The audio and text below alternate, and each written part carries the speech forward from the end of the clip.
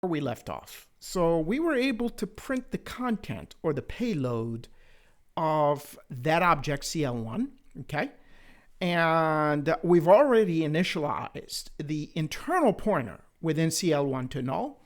And we also assigned the head pointer to CL1 or to the address of CL1. So these were critical, structural, strategic lines of code that you need to have.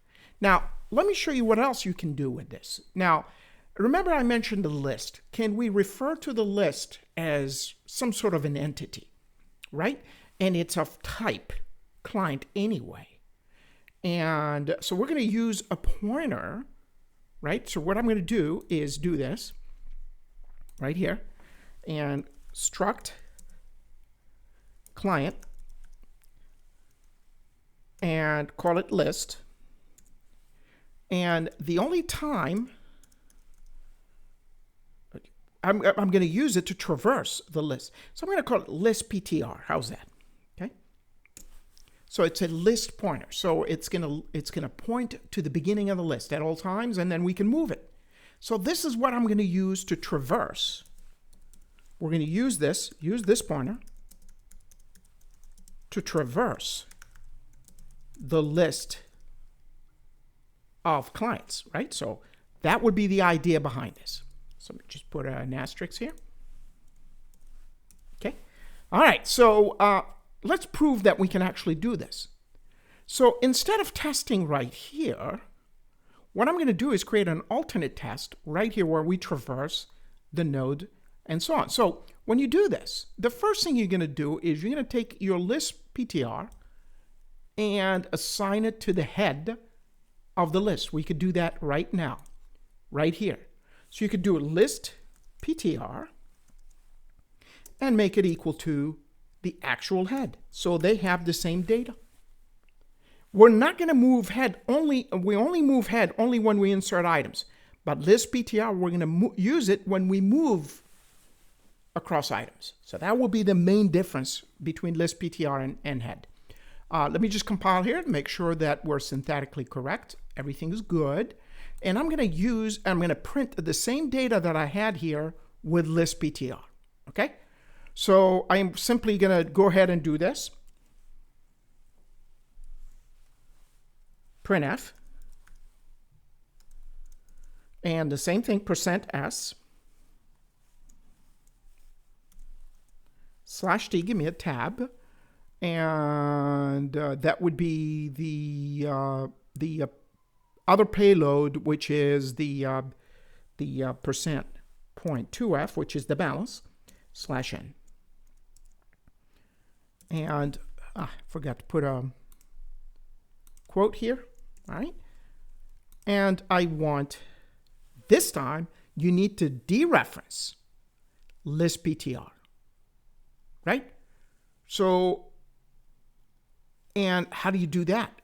Well, you're going to do something like this. List PTR, just like we've learned before, you can dereference with the arrow, like this, to name, comma, list PTR to balance.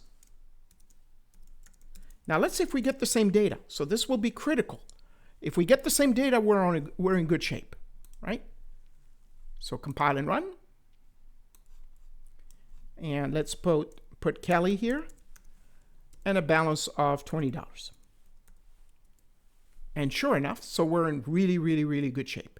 Except I didn't put the $sign there. We can fix that. So now, let me put a $sign here.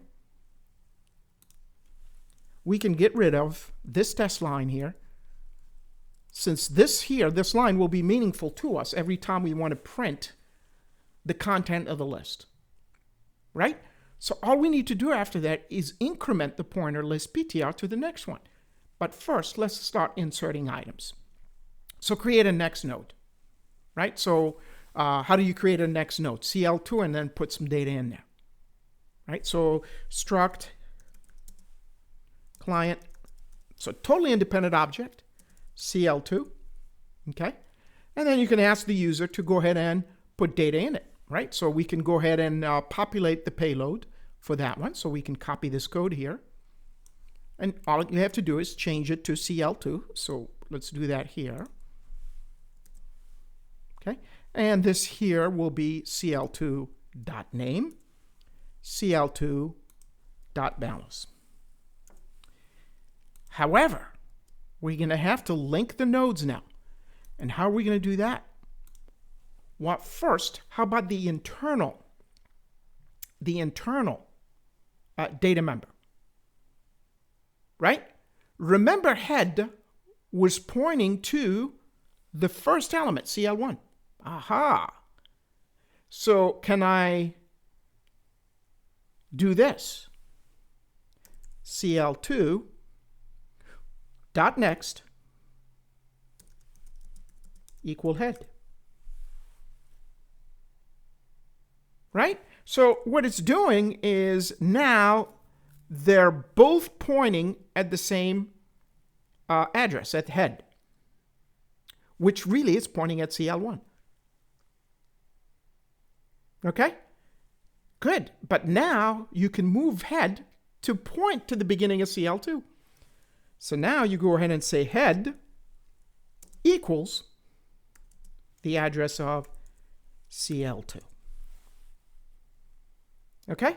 Well, let's prove that at this stage that the head has shifted and that we're going to end up printing in this line here the second element we entered, right? So, and you're going to say, okay, where's the other one? Did it get lost? Well, we're going to see that that's not the case. We can still access it. So let's say Joe is the first element we put in. And we put a balance of 67.78, right? And then we enter the next node, and that would be Kelly. And let's say she has $1.25. And notice what happens now. It prints Kelly. So it went straight to the head. Now, what if you wanted to print Joe as well? That's not a problem. To traverse at this stage, we're going to need to move the pointer to the next item, right? So list PTR is going to be equal to whatever it was pointing at right now, list PTR next. Right? So that's how you make it move to the next item. Now let's go ahead and copy and paste the code here, and you can see this eventually will be repetitive, and it could be put in a loop. So let's do that here. And let's see how this behaves. So let's copy and run, I'm sorry. Okay. And let's go ahead and do Joe as our first element. It's got $20. And then Jane, and it's got 100. Let's see what happens. And sure enough, now we get our result. So the next video, we're going to add another item and see how this behaves for us.